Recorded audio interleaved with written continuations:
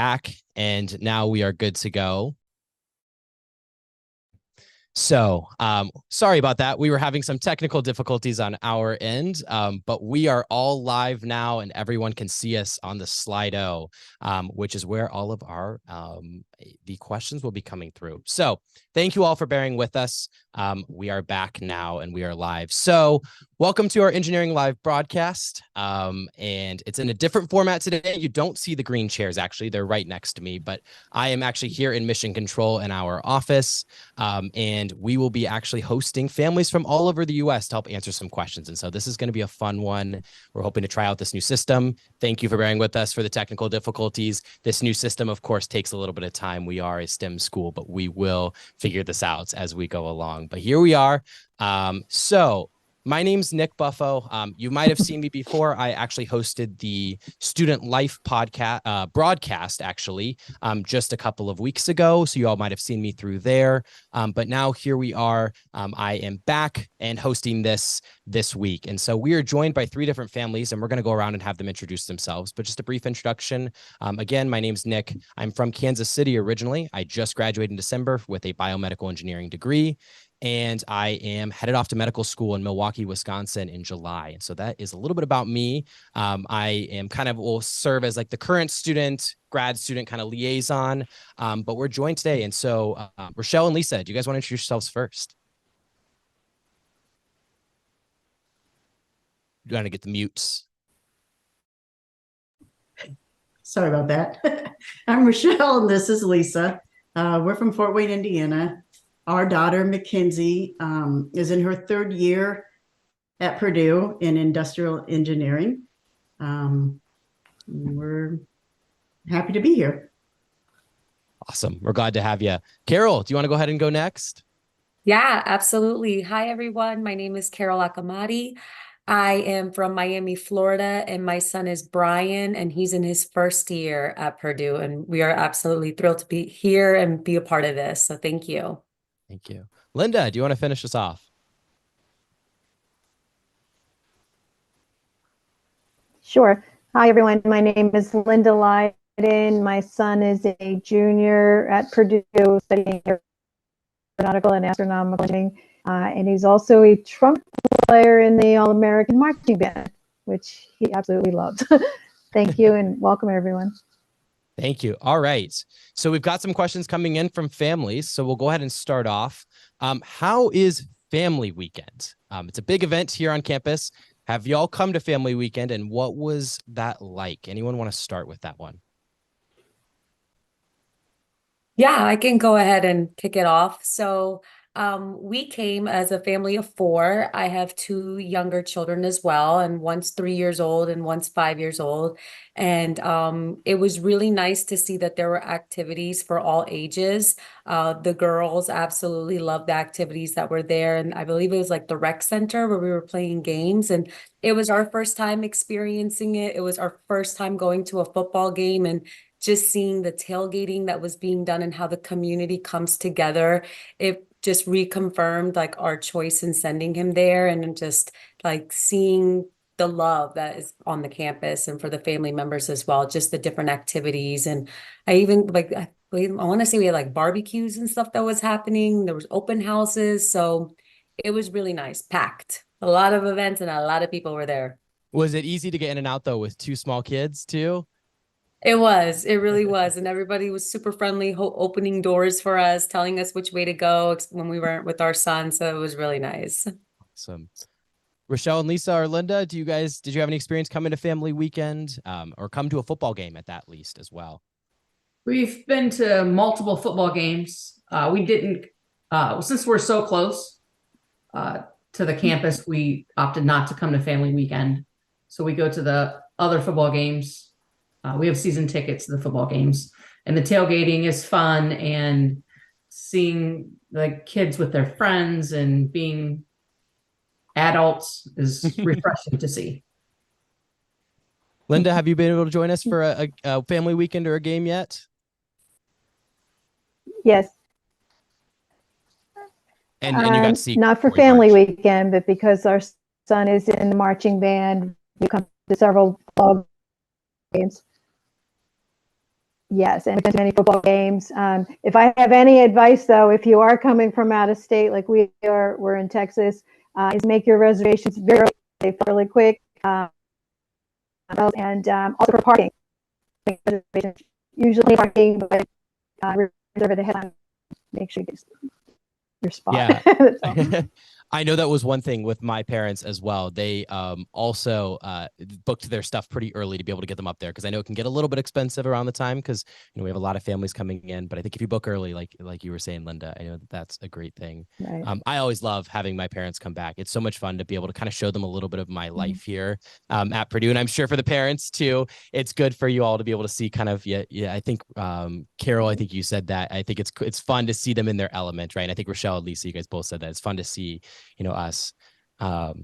So how did your students find roommates their freshman year? Did they, use the Facebook, or how, did they find it? Did they, Rochelle and Lisa, did the triplets, did any of them room together? Did they all room separate? No, all separate. Actually, two of them are in what's called the cooperative housing.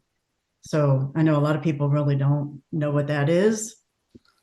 What is it a little bit? Do you want to give us a quick little introduction if you don't mind? Sure. So there are community homes where there's multiple. So like Mackenzie's house has about 40 girls that all live in the house, and they share the responsibilities. Their rent and living costs are cheaper than living in a dorm. There are a lot of responsibilities that come with that. They help cook, help clean. They all have chores they have to do. So she didn't have to. Another one of the girls, she did have a roommate. Just so happened I had a cousin whose daughter was going to be there, and they ended up rooming together because they were funeral cousins. It's the only time they ever saw each other. So the cooperative housing was a very good way for them to get started freshman year, to meet a lot of people at one time. They're similar to sorority houses, but the girls take on more of the responsibility, and they have those for the guys' houses as well. Awesome. Yeah, Carol, do you have anything to add to that? How did Brian find a roommate his freshman year? Yeah, absolutely. So prior to Brian starting his first semester, over the summer, he did the engineering academic boot camp.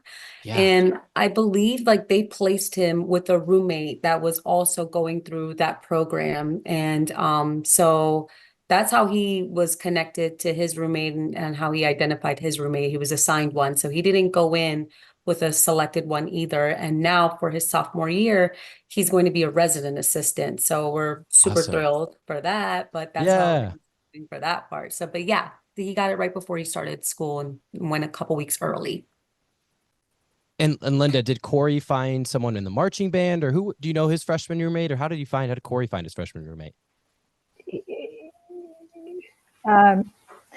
Yes, his freshman year, he did random selection. So he was put in a room with two other boys. They were from two different places, and they all did random. So none of them knew anyone, and they were all majoring in different things. And he was in marching band, so they kind of crossed in the night, so they didn't really have a lot of contact. But then the second year, he had friends from band that he roomed with, when they went into sophomore year. That's awesome. Yeah, so mine I actually found through the Facebook group chat. And so there was a students Facebook admitted group chat. And so that's how I found my roommate. And he was from Mexico City. And we had a lot of fun. And I kind of found him through there. I, was going to go through the random just because I thought it was going to be fun. And then I just happened to find my roommate. So that's how I kind of found that. But then I ended up moving in with other people through my fraternity, and other ways. But yeah, so I think, there's many different ways for you to find a roommate. And, I've heard great stories. I know some people say don't live with your friends sometimes that you have from home, because then, if you live with your friends too much, you're going to get too annoyed with each other or that kind of thing. So I know that that's sometimes what people say, but I think it's your comfortability. And I know, and I don't know if you all have any experience with this with your children, make sure to have that conversation of like, hey, when do you get up in the morning? Or, hey, do you stay up late? To make sure that, when they're choosing a roommate, is there that compatibility, or are there going to be some issues with like, if you get up at 5 a.m. every day and your student sleeps until 11? And so did you all have any conversations with your students to help them kind of make sure? I know, Linda, yours was random, but I think there was a questionnaire. But Carol or Rochelle, were there any of those conversations that you all had? or Linda too. For us in particular, I think just given my background in higher education, we just more so had the conversation of what it means to be a good roommate and some things that you might do here, someone may not appreciate. So you want to take that into consideration and have those conversations with your peer. I'm not confident. I'm not sure if they had any conversations prior to moving in together of like, hey, what are your quirks? Or like, do you like to sleep in or do you like to wake up early? I feel like they've kind of learned about each other along the way. But yeah, more than anything, it's just educating on like, how to share space, being considerate and thoughtful. So yeah. Picking up after yourself, not leaving trash. That was my biggest pet peeve, and I would catch myself doing it sometimes. But throwing your trash away or clearing your stuff out was one of the big things with me. But Rochelle, Lisa, any other stuff there, and Linda too?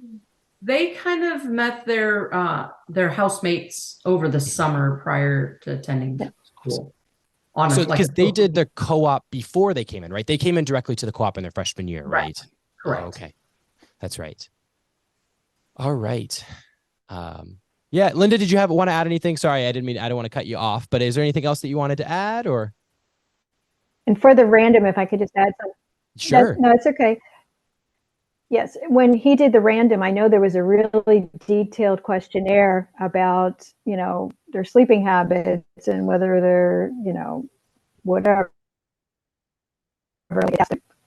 Maybe 50 questions what their preference was, and that's how I would imagine they use those answers to select his roommates.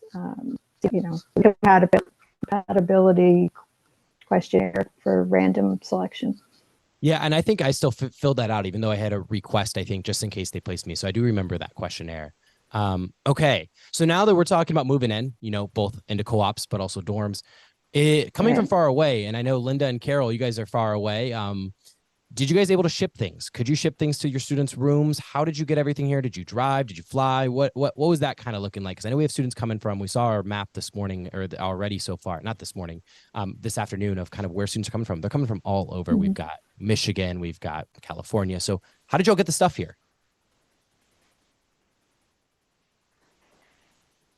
We drove our car with boxes and tubs, and that's what we did. But I know that you can ship. There's two Amazon.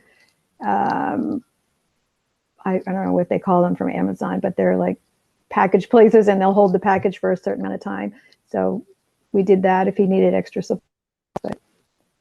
Yeah.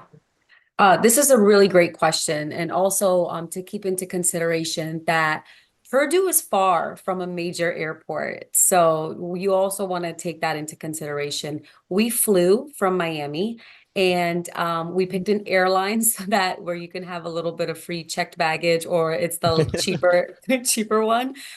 We flew into Indianapolis and then we had to rent a car to drive. And I believe it was like 2 hours and 15 minutes, maybe. Yeah, I want to say it was like two hours. I guess based on the way that my husband drives, but it wasn't too bad, but you have to factor all of that in. Like we had to get a car that was large enough for our two younger children, or our own luggage and all the luggage that we brought. I think we ended up coming with about 4 or 5 different, I think it was like 4 pieces, 4 large pieces, and then we each had like bags that can go underneath. And we had to have the conversation of don't take every single thing with you. You are going to come back eventually, so take what you need and we can buy what we need to buy over there. We did ship items to a local friend. So that was something that we did in advance. Like I'm not packing things and buying things here when I can just buy them there. So we bought things off Amazon, the daily essentials. Once we got into the space, met his roommate, saw what were some additional things that he needed, made a run to Target or Walmart, which is in close proximity, less than 20 minutes. Super easy. Parking in front of the building and was easy. Since we moved in July, it was easier for us to be in the back and just move things in with moving carts. I believe it's very structured once the school year starts, and you have a lot of support, and resident assistants will be out there and families help each other. Dumpsters were right out back, so as soon as we were opening things and taking our trash out, it was fairly easy, but factor in that you're a little bit of a drive from Indianapolis Airport. I haven't flown into Chicago, so I'm not sure about that. You're going to need a car if you're, and get an airline like maybe Southwest where you have free checked baggage. Yep. Rochelle and Lisa, you had 3 coming, and I'm guessing they all came very similar times. How did you manage getting all the stuff here? Did you have multiple cars, or did they come separately? How did y'all manage the 3? Well, we're local, so it was pretty easy. It's a Okay. 2-hour and 30-minute drive. Awesome. So I think we took 3 cars down. Okay. I'm the packing queen. You're the packing queen. You know how to arrange it all. That's my mom too. That's right. She has that vision. I don't have it. Awesome. So there are options to ship things. And Carol, it sounds like you guys did that. A lot of options to have things shipped in. Like Linda was saying, we have our Amazon lockers right here on campus. There's one within about a 10-minute walk from all of the dorms, one in the Union, and then one over in what they call the Kroc Leadership Center. And so we have plenty of options for you to be able to get things in, as well as the Walmart and the Target that Carol was talking about. Really, really close. Yeah, I would say that the Walmart and Target are very much set up for college students. They've got everything that you would need and lots of it. Yes. And I will say too, I know for some of the students that were going to be like some of our dorms that do not have air conditioning, for the box fans, I remember walking into Walmart and seeing like pallets of box fans because they knew a lot of students were coming in. And I know every time I've run over there may be only like 10 left, out of the 100 that were there, but I was always able to grab like a fan or, I think we bought a TV one of the times too. So, there's stuff there. And as Lisa, you were saying, yeah, there's plenty at that, and they're set up that way. Awesome. And yeah. I just wanted to say, now that they're there too, as long as they're. And if I could add something. Yeah, go ahead, Linda. Do you want to add something really quick? And then Carol, we'll get you. Sorry.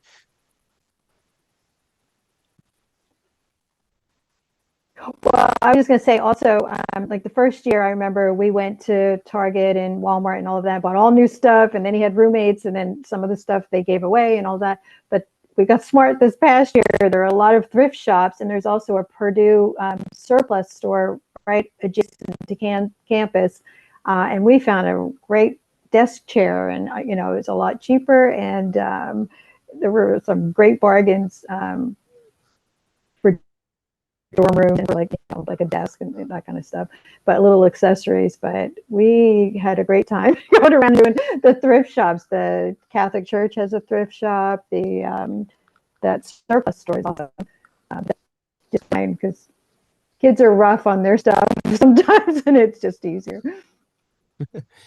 Yeah, no, the surplus is a great store. It's got all the Purdue surplus stuff, and there's clothes out there too. Like if you want to pick up some basketball merch. Awesome. So, and then Carol, what were you saying too?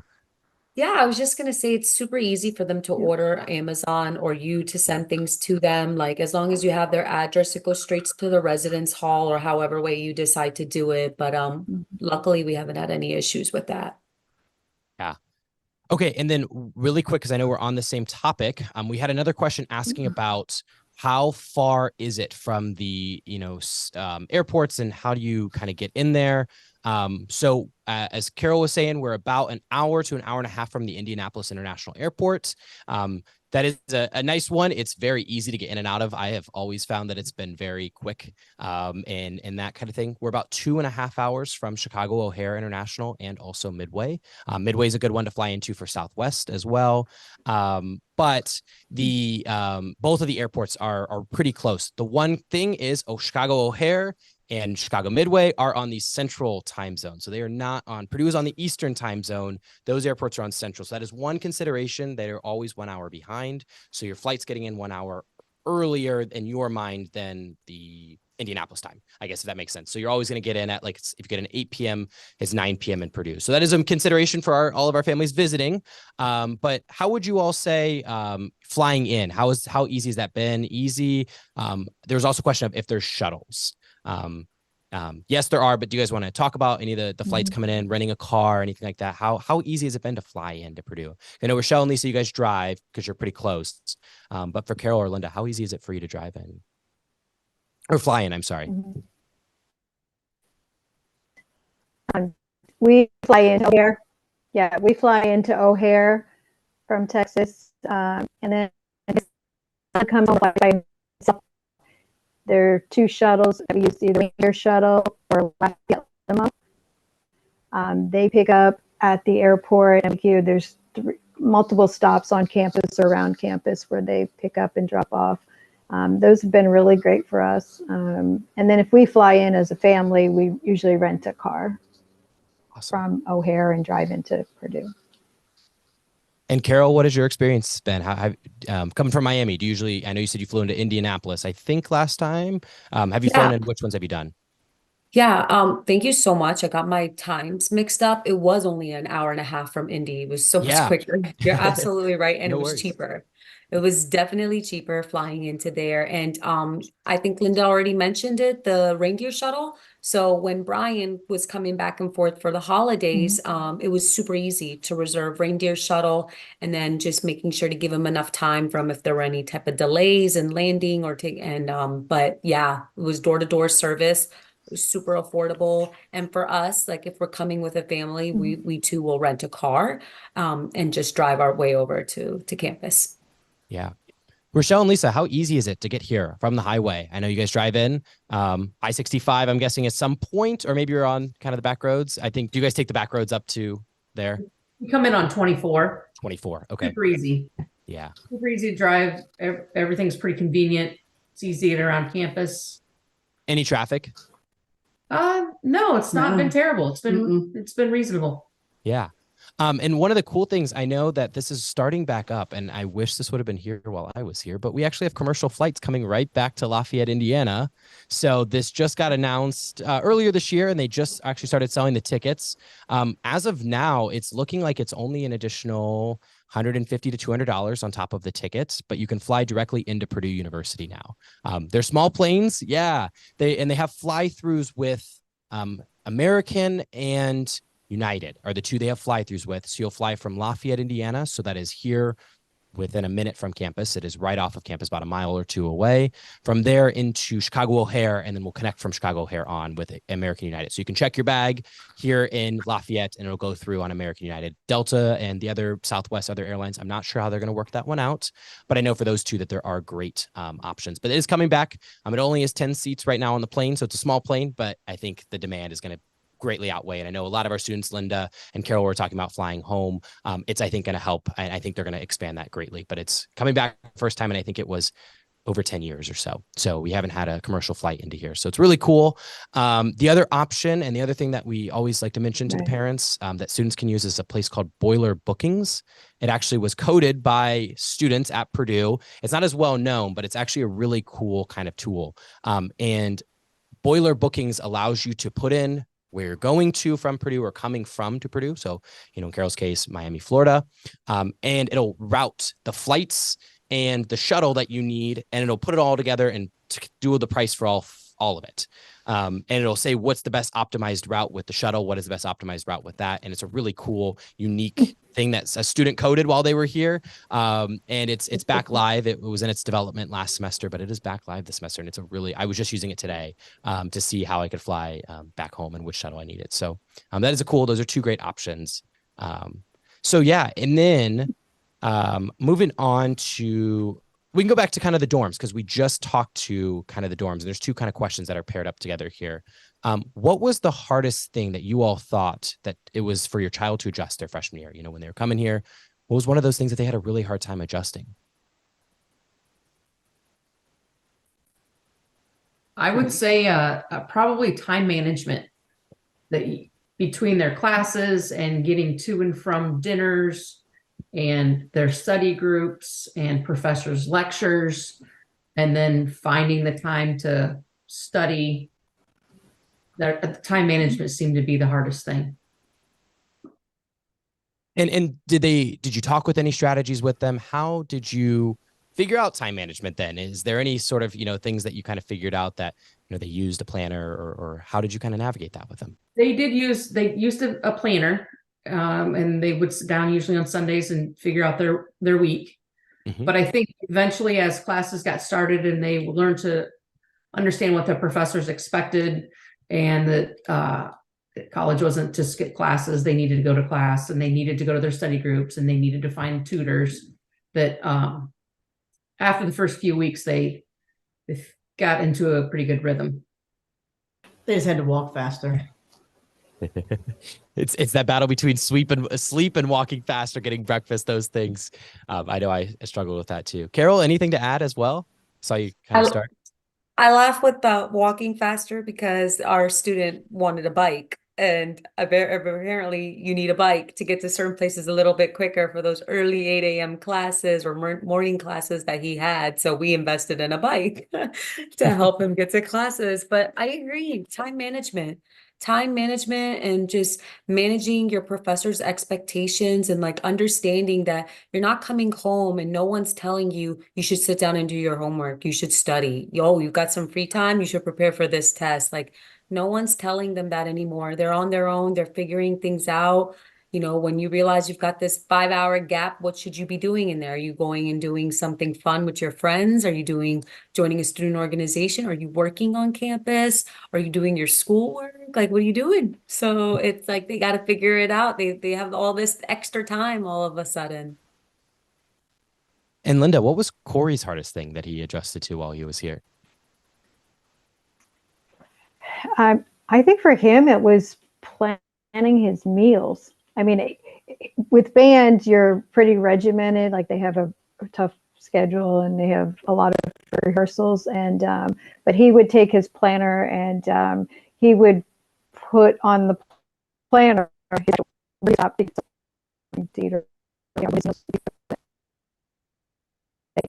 whatever all it was trying to fit in enough time to grab a meal. And I think the Ford on the go was his best friend the first year because you could go in and get like a sack to go, like almost like a lunch bag to go all the time. Yeah, but yeah, other than that, because of his regimented schedule with band, the time was planned for him pretty much. Yeah, I know that was one of the things I also was working with a little bit as well was, breakfast was one of the big things. I used to eat breakfast every morning in high school. And when I got to college, I actually found the extra 20 to 30 minutes or even more of sleep was a lot better. And I could grab a granola bar on the go. And so as Linda was saying, the on the go options at Purdue are really great. They're right into your dorms. And you can just go grab a quick Pop-Tart or, or a granola bar or some fruit. And a yogurt too. I know that was a big thing that I would always grab in the mornings, and I would just eat it on the way to class. And that was my kind of breakfast time. But again, yeah, trying to fit in those meal times is an interesting one. Just making sure if you got class until 1:30, do you want to eat before? Do you want to eat after? How do you want to, mix those in?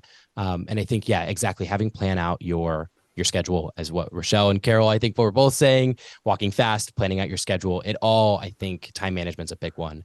And so, yeah, so I think that was it. Those are all great, points. And then is there a, how did then the adjustment, are they still struggling with it now? Are they doing better? How, how, if you check in with them again, how are they doing now? And especially because we're all at different levels, we still have Brian at freshman and Corey and Mackenzie are up in sophomore and junior year. How are they doing now with those things? Are they still struggling with them? And, you're not throwing them under the bus here. I think they've got it figured out now. Awesome. Yeah, I agree. A planner is like their best friend now, multiple alarms, making sure that they get to places on time, giving themselves ample time to get an A to B, but he's got a better grasp of it. Linda, is Corey doing better with his meals? Is he getting them in still on time? Yes. Well, now my son, he's a junior, so yeah. So my son's a junior. Well, he lives off campus now, or right adjacent to campus with some of his trumpet roommates. And he actually cooks more. So every Sunday he goes to the grocery store with his friend and he gets his food for the week. And then on Sunday he calls us, does a video chat and makes his big casserole or whatever is going to last him for a few days. So for someone who never cooked before, he's been doing a great job, and I'm so proud of him. He budgets his meal, his grocery bill every week, and then he makes whatever he's going to make on Sunday. Hopefully, last him for a few days, and he buys lunch stuff. Yeah, he kind of enjoys it. I hope anyway. That was one of my things I loved, was when I moved off into an off-campus apartment, was cooking. And I think that also then helps me stay regimented on my meals. I actually have to now go make the effort to go make the meal, and I got to feed myself. So that did keep me on. It was a fun thing. And I know, Linda, you just talked about video calls with Corey. Everyone, how often do you hear from your students? How do you talk with them? You FaceTime, do you call, do you text? What does that look like now that they're at school in a way? Probably every other day for us. Can I jump in real quick? I told him that his hardest thing, right? My son, when he was to move away, I made a pact with him that I would send him a picture of his dog every day if he, at least texted me or sent me a comment about how he was doing. And now every Sunday he FaceTimes us. So we go over the whole week. So he's been really good about it. Yeah, I've been very fortunate that we text often. We video chat like every couple of days. So that's really nice. Or if he's on his way to class and he just calls to say, hey, how's it going? Like, hear his voice real quickly. But yeah, it's pretty frequent. It feels good where I don't have to text them and be like, hey, where are you at? I want to hear from you. I don't have to do that. So that feels pretty good. Keep it up, Ryan. Or Michelle and Lisa, you have the Right. three here. How often do you hear from each of the three? I know you said every other day. So are they on like all on the same day, or how does that kind of work then? Okay, honestly, it depends on which one it is. Which one? Sometimes I get maybe every other hour. I get a lot of calls. Three girls, what do you expect, right? Yeah. But They call a lot on the way to class Mhm. when they're walking. especially in the dark, late at night. Yeah. And that actually brings up a great point with the nights. I know a lot of friends, either I will call their parents or that kind of thing. We also have the Purdue Safe Walk program, which we've talked a little bit about on our broadcasts and our podcasts. But we actually have a program set up with the Purdue Police and the Purdue Security Patrol, where they actually will come wherever you are on campus and will walk with you, whether that's off campus into your apartment or whether that's back to your dorm. And so that's a really great option. I know a lot of my friends default to calling their friends or walk home with their friends. And so kind of what, Rochelle, you were saying. And I know with me, I got closer with my parents when I came away to college. It was kind of funny. I talk to them way more. I call them all the time now. We'll be walking to class or I'll be walking to work, and I'll just pick up the phone and say, hey, how's it going? What are you guys up to? And if I'm really missing my dogs, I'll FaceTime and get a screenshot of my dogs because I really want to see them. But the fun thing is there's usually dogs roaming around campus. And so I always get to pet the dogs while I'm here. And it reminds me of mine back home. But I will say, yeah, I agree. I'm probably a lot like y'all's kids, where I got closer and I text them quite often now. And it's kind of fun, just to check in and see, hey, what are you doing? What are you, grabbing lunch, that kind of thing. So, all right. So now let's get into a little bit of move-in day. I know we kind of talked about, moving the stuff, but how was move-in day? And we have a couple of different ways. I know we have co-op house move-in, dorm move-in. So what did that look like? Linda, let's have you start off if you're okay with that. What did move-in day? I know you guys said you drove in from Texas. How easy was it? Was it hard? Was it easy? What did that look like?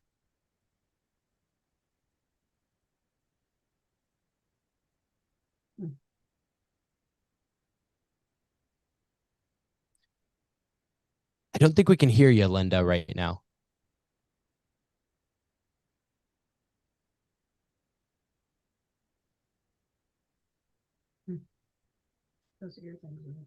Must not. Let's go ahead. I will try to do this maybe and then try to have her unmute and see. And then if not, we'll try to then maybe troubleshoot there. Linda, do you want to try to unmute really quick? I think my connection might have gone out as well.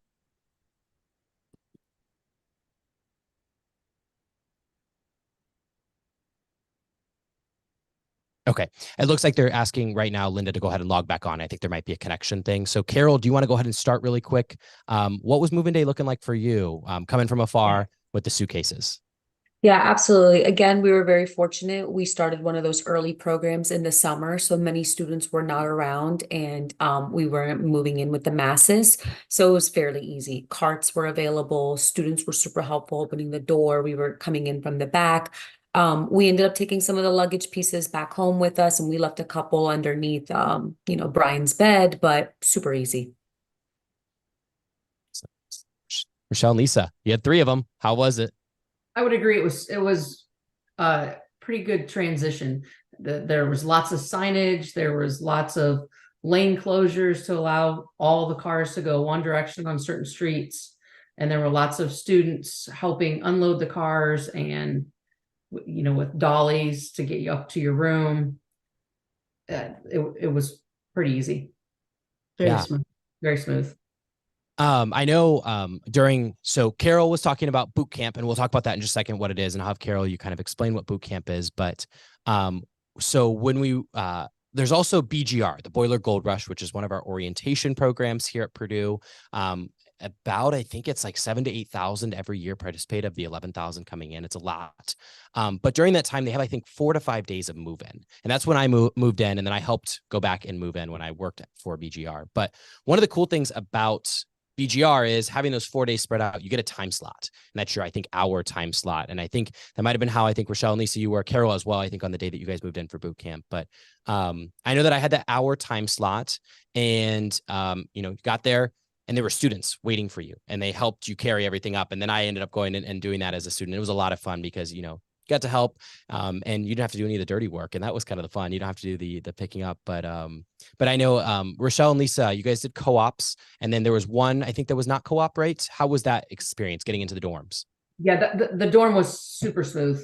Okay. That's what I kind of spoke about earlier, was the dorm was super smooth. The cooperative housing was kind of a week-long process. Gotcha. You could kind of come and go as you wanted to come and go. And in the houses, they can redo the rooms and paint and put carpet in and make it, how the 4 or 5 of them would prefer to have it. And, awesome. And it wasn't a move-in time per se, as a kind of a move-in week during BGR. Yeah. They all Carol, oh yeah. Carol, how was that during boot camp? And then would you mind just briefly talking about what was boot camp? Yeah, absolutely. He was in the minority engineering bootcamp program where it was like giving him a head start of what college life experience was going to be like in the academic environment, and also exposing him to the educational, like to the academic resources to help him. So, studying groups, like getting him acclimated to what to expect in your first semester in the engineering program, because he is pursuing engineering right now. And so I think is that 9 weeks or 8 weeks? You go in July. We moved in earlier. We had the ability to move in earlier, and we beat the rush of the whole move-in process. And then he gets credit. He's taking classes, and it gets counted towards his credits. And just to give him a head start, that's what it was for. And that's when he got to do excursions with his peers and start building those relationships, had one-on-one interactions with faculty members, understood what office hours were, team collaborative environment, just exposing him to those kinds of college resources and getting acclimated to the university before the masses arrived. Yeah. Awesome. Linda, do we want to see? I think it might be working now. Linda, can you hear us okay? And do you want to try to go ahead and see if it's working?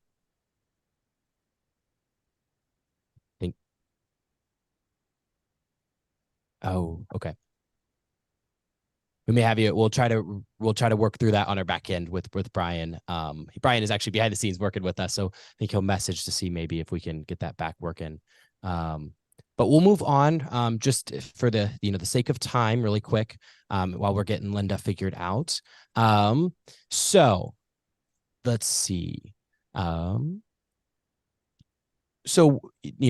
is a bigger school, and I think, Carol, you're just talking about kind of the resources with the academic boot camp.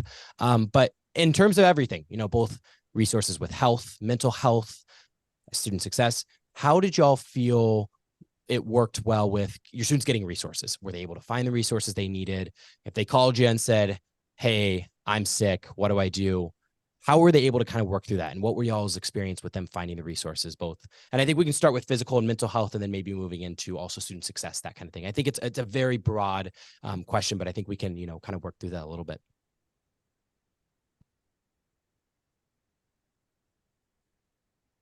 I would say that for the girls to get, some medical help, they grew close to their roommates and their, housemates. So there's a Target right on campus that they can get basically anything they would need for fever, cold. I think they've been to Push on campus a couple of times. But it seems like everything's readily available and there's lots of resources as far as, to get over-the-counter medications. Mhm. I agree. Our health insurance is accepted whether he's here or there. Telehealth is still an option that he can do. There's a nearby facility, like an emergency facility over the weekend when I believe the student health center wasn't working and, he had his insurance cards, and I tell him anything you need, you do a quick Google search. You type in what you need, you type in Purdue University afterwards, and I'm confident you will find that information. Go to your resident assistant. You work on campus, talk to your, coworkers in the office, gather your resources, talk to your peers. Yeah. And I will plug one quick thing in terms of physical health. I actually work for the Purdue Fire Department, and we are there to help if anything, if there's emergency. And sometimes some of the calls that we have aren't even sometimes emergency, that there was new symptoms or something that, a student's having a really hard time, maybe, with headaches or migraines. We kind of see it all. And we do kind of become the first kind of the triage person, but we are there. It is completely free. There's no like one free ride. Some people might have heard of that before. You only get your one free ride on the, nope. If you are with the Purdue Fire Department, and so anywhere you're on campus, you're served by the Purdue Fire Department. If you ride with us, it is completely free. We are here strictly for the health and well-being of students, faculty, staff, everyone. And so that is one of the cool things. I've been able to work as a student here, but it's one of the things that I feel like it's not a lot well known. They'll talk about at the orientation, but that's one thing I always have to talk about with people because, to know that we have emergency services right on campus for any sort of emergency. But then also, as we said, Purdue University Student Health, or PUSH, is our student health center, urgent care right here on campus. You can go with about anything, and not just urgent care, like sickness related. If there's any other physical health that you need to have treated, we have doctors that are working right here.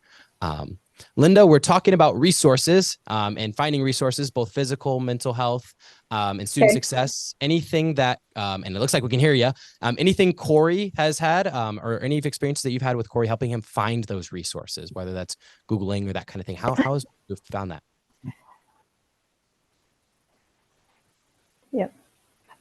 You can find anything online for Purdue. They're very good about making a lot of the information available. I've had to call the housing department, the PUSH, and every single person has been so helpful and kind, and they don't rush you through anything. They'll answer all your questions.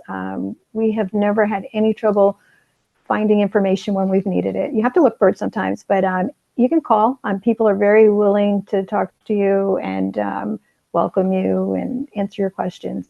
I've always found it's that Midwest hospitality, I think is what they say. And I found that with everyone we've come in contact with at Purdue. And I'm saying that truthfully. I mean, it's sincere on my part, but everyone is just so willing to answer your questions and help. Yeah. Awesome. And then, so we have a question also, what is the climate like for LGBTQ students? Also, students of just diverse backgrounds, whether that's sexual preference, ethnicity, race, religion. I know we are a very diverse campus. What is y'all's relationship, or what have y'all heard with your students being able to find those resources? And also, how has it been with accepting and welcoming, and also, that kind of thing with any sort of thing? It could be LGBT, race, ethnicity. Anyone want to start on that? I guess the girls haven't had any issues on campus. I think they've met lots of people from different backgrounds, even, just different communities, not necessarily LGBTQ, but, Purdue and campuses, people from other countries and religions. So it's kind of a big learning experience to, learn and respect other cultures. And I feel like they haven't seen or heard of any misbehavior on campus. Yeah. Crimes.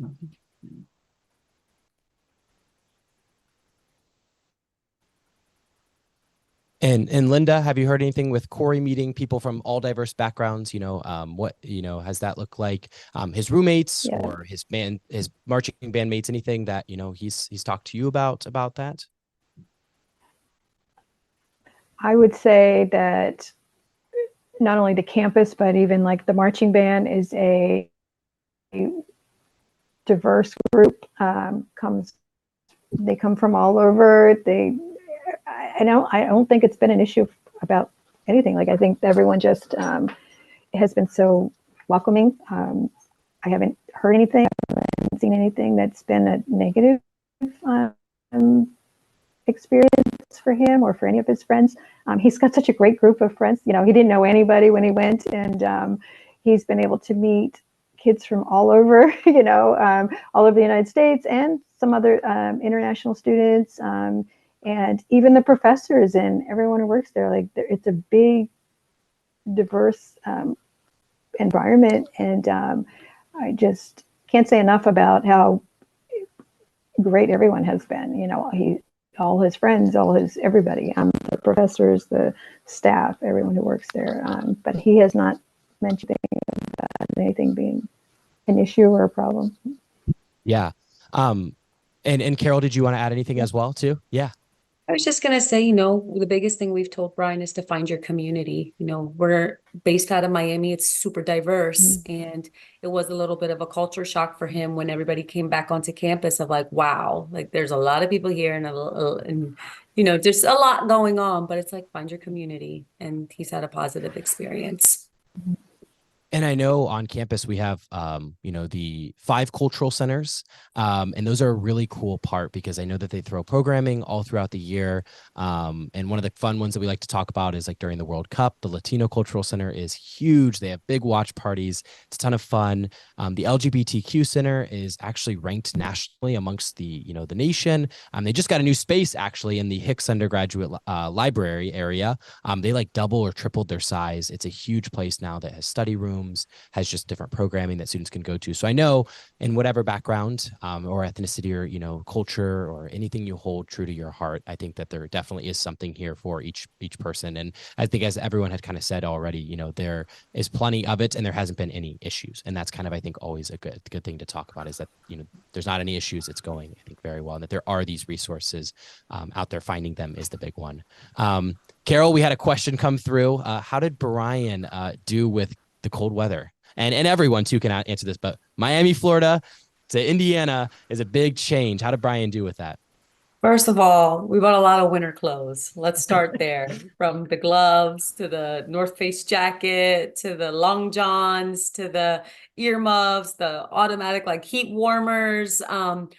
Fortunately, he is used to the cold. We used to live in Washington, D.C., and then we relocated down here. But Indiana cold is not the same as Washington, D.C. cold. So he's doing well. He cannot bike in that cold because it's too cold. But yeah, doing well. Layered up. Learned very quickly. Layer up. Yeah. Linda, how's Corey doing? Coming from Texas, a little bit more south as well. How's he doing? He loves the cold weather. I don't know if you noticed, but he wears shorts like if it goes below 40, I think that's when he puts his long pants on. He was a little disappointed last year because there was hardly any snow. And this year there's a little more snow. The first year he had quite a bit of snow. Yeah, the first year he did. Yeah. We bought him could go down Slater Hill. Right. And lots of warm clothes, but he loves it. And coming from Indiana too, Rochelle and Lisa, how did the triplets do with the cold and McKinsey? How are they? I know they maybe had a jacket already, but walking to class is a different thing than having to just be in the cold kind of thing. So how did that go with them? They bundle up like everyone's saying, just layers, like lots of layers. Yeah.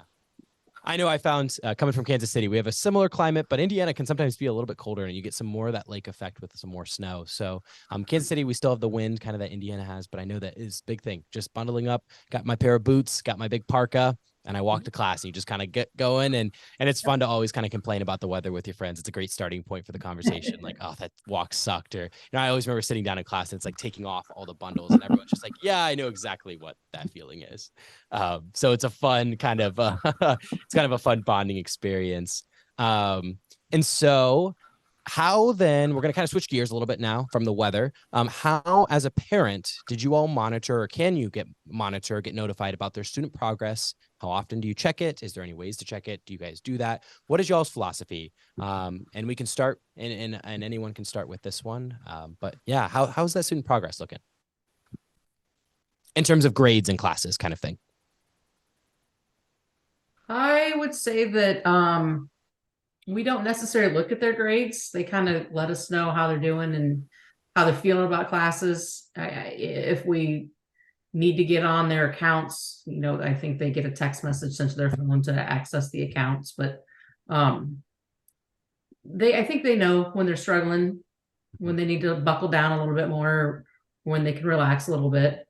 But I would guess there's parental access, but we kind of just use it through the girls. They need us to look at some things, they give us access up on their accounts. Linda, do you look at any of Corey's things, or how do you kind of check in on Corey's progress? Is it mostly word of mouth through Corey, or how does that work with you?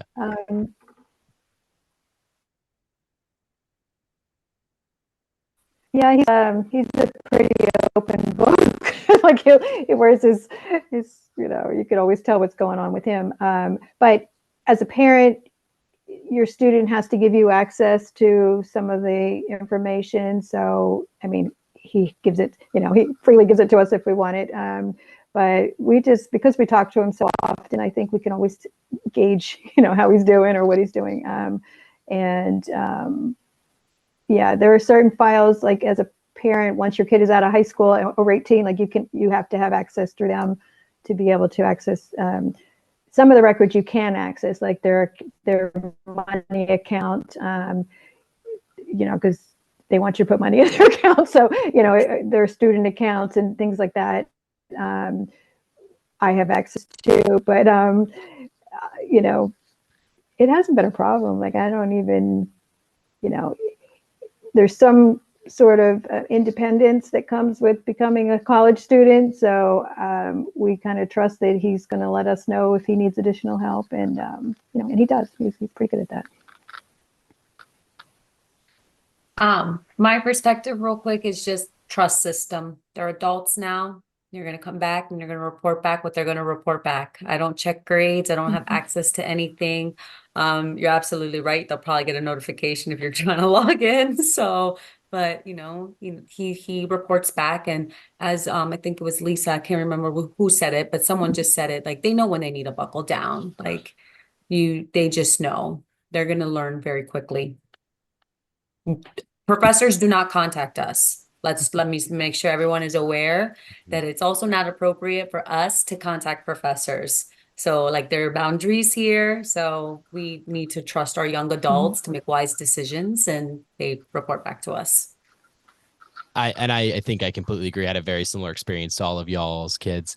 My parents just kind of started to trust me and said, hey, tell us if you need anything, but we're not going to check your grades. And because in high school too, they would sometimes see what grades I have. But at the end of my high school experience, I know that they were kind of like, hey, this is up to you to figure it out. And it's kind of like you need to buckle down. You need to know when you're struggling and go in, and we're here to help you whenever, but we don't need to see your grades. And so that was kind of my parents' nice philosophy. Now I'd call them and be like, hey, I just got a 70 on that exam. I feel terrible. And they would kind of talk me through it and talk me through, grades are a long run. It's not a short run. You've got the whole semester. Go in and talk to your, professors and that kind of thing. But I've never had necessarily my parents reach out, as Carol was saying, to my professors or anything. Like high school, sometimes, it was less appropriate, but I know still sometimes that would be the case with parent-teacher conferences. But I know for college, especially, my parents were very much, being 8 hours away too was a lot different. But even just being short distances, it was kind of up to me to figure it out. And of course, I'm the one always checking my grades and being like, I'm going to fail. I need to do this. I need to do that. So it was a little bit easier in that sense for me. But I know that some students who maybe don't check their grades as often, I know that a lot of my friends, their parents don't look at their things, and it's up to them to get the good grades. They're the ones coming to college. So, Yep. so what does orientation look like? We kind of mentioned it, Boiler Gold Rush. And we have other orientation programs like the boot camp. Linda, did Corey participate in Boiler Gold Rush? Because I know Carol, Brian did academic boot camp. Linda, did Corey do Boiler Gold Rush, or did he do marching band camp? Um, he did marching band, so they had the week before. It's their Boiler Gold Rush, but it was through the marching band. They had auditions, and they do some of the tours and some of the orientation stuff also. That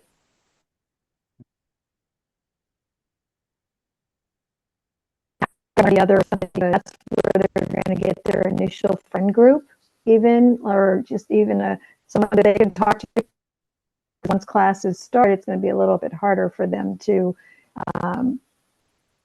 have time to like confide in somebody, or at least have somebody to lean on while they're making it through those first few weeks. But yeah, I would highly recommend Boiler Gold Rush or any of Mhm.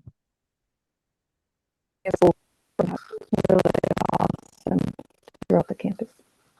And Rochelle and Lisa, did any of the girls do Boiler Gold Rush? They all did Boiler Gold Rush. I think it's a great experience because they get to go on campus early. They get to kind of get the social aspect of college, dialed in for the first week before they have to, they can find their classes leisurely. They can check out the dining halls. They can meet people that are in their same classes, find out where their buildings are at, and sleep in the dorms and not have to worry about classes. It gives them a great introduction the week before school. And I just wanted to add to that, that if your student decides to do like a minority engineering program or something like that, it ends right before Boiler Gold Rush. You stay in your residence hall and then you can do Boiler Gold Rush. And if for Awesome. any reason finances are an issue, they have scholarships. Apply for the scholarships. Your student will write a brief essay of like what they expect to receive or what they hope to receive out of that experience, and the orientation team reviews it. And it's a phenomenal program because it's over the course of 4 days. They really like break it down and they teach them such campus traditions, and that's like rooted in deep history. And you get to see it on the social media accounts when you see your student running through the fountain, and you're happy for them. You're just happy that they have found a new community there as well. And I know that my student still meets with his group and they do dinner on campus, or they'll go watch a play, and it's exciting. He's being exposed to so many different things. Yeah, I loved it. And it is still, it's something I have friends from Boiler Gold Rush from my freshman year now, even as a senior, or even as graduated, that I still talk to on a daily basis. And so thank you for adding that too, Carol. I didn't realize that they could still do it. So any of the, engineering programs, they can still participate. That's awesome. Okay. So we're wrapping up on time here. An hour does go Can by I just quick. add something Yeah. Go to ahead, Carol, that? Linda. Yeah.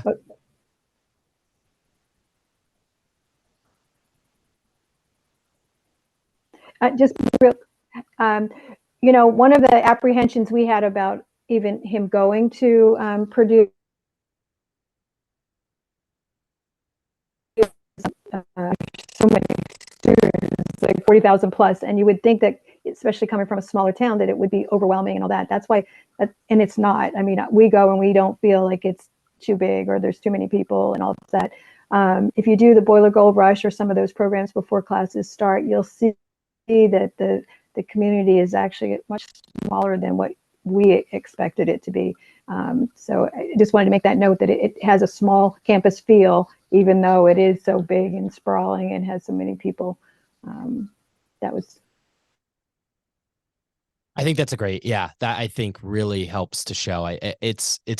It's crazy how I can walk down the sidewalk and see people, whether it's through work here at the Office of Future Engineers or through classes, or even again from Boiler Gold Rush. You really, I think, get that really small feel. So thank you for that. All right. So we're starting to wrap up on our time here. We've got one last question to leave you all with. And that is, why did your son or daughter ultimately decide to attend Purdue? It's a big question right now for our admitted student families. And so we can start, I guess, does anyone want to start? This is a fun question that you got to think about for a second. Anyone have a eager want to start on this one? Probably because we're Notre Dame fans. I'm just kidding. I had to say it. You guys are close to Notre Dame, right? Up in there. Yeah. The triplets, you had three. Did they all have similar reasons, or why did they, end up I choosing think Purdue? they wanted to go far enough away not to be home, but close enough if they wanted to come home. And it offered all of their majors. So, and if they decided to switch majors, it was a big enough college that they could switch to a different major fairly easily versus leaving campus. And they, got to they love the campus when they toured the campus, and they toured it during COVID.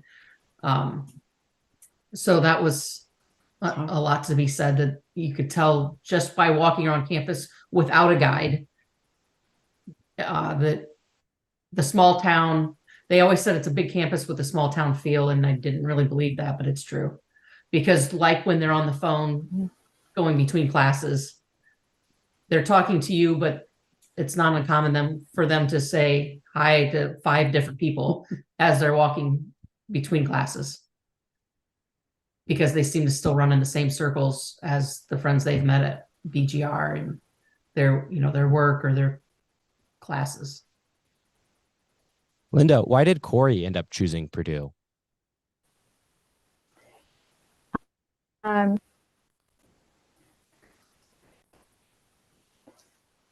Yeah, he will be the first one to tell you that Purdue was not even on his radar. He never even had heard of Purdue prior. And then all roads kept leading to Purdue as far as what he wanted to major in and what he was interested in, his career path.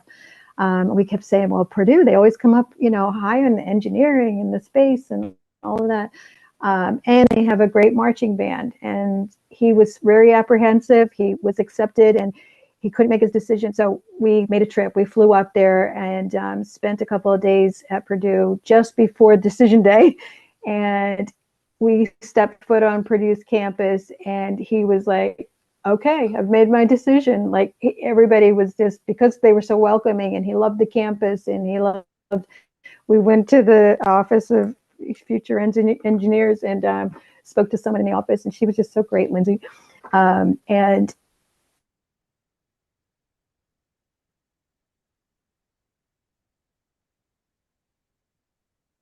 Oh no.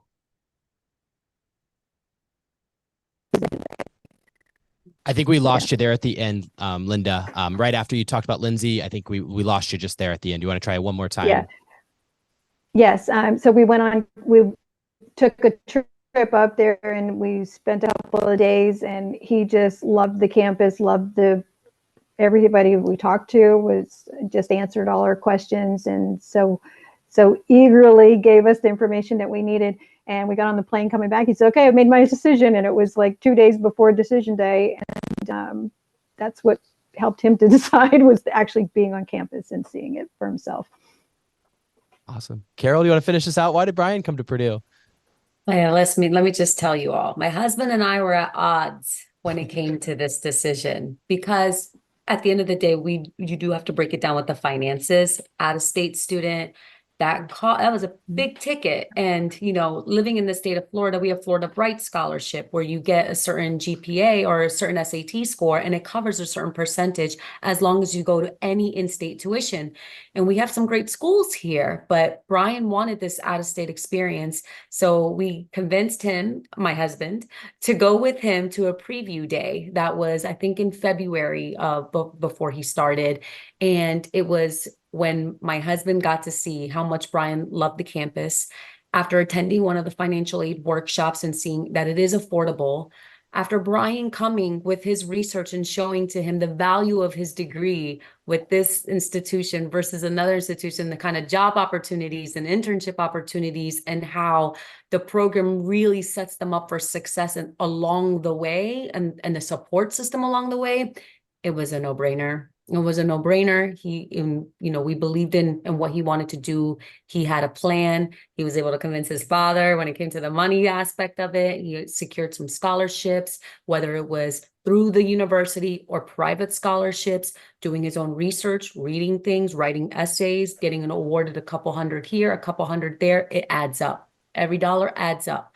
federal work study money. So he wanted to make this happen and he made it happen. Awesome.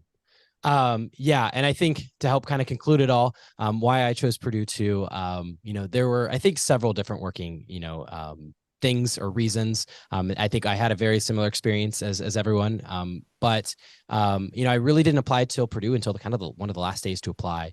And I chose it actually as kind of a fun, not a fun, a interesting pre-med route. And it really had the biomedical engineering program that I was looking for.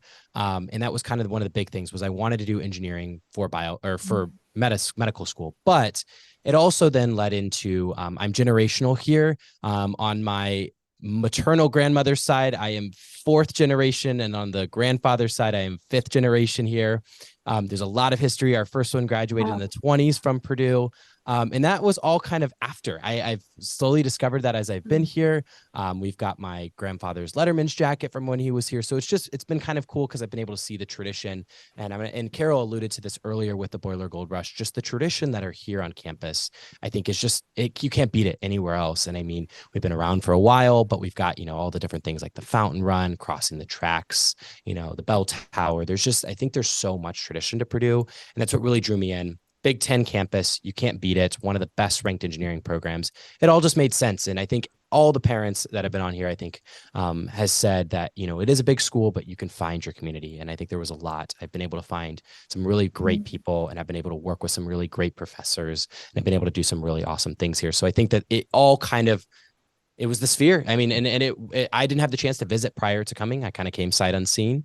I was during the COVID year. So I was a COVID kid. And so I didn't actually get to see it, but I still think it ultimately it had everything that I needed. And I think I could, and I found everything. And even if there were stuff that I didn't even think about as a freshman, that junior year, I was like, I want to do this. It was here.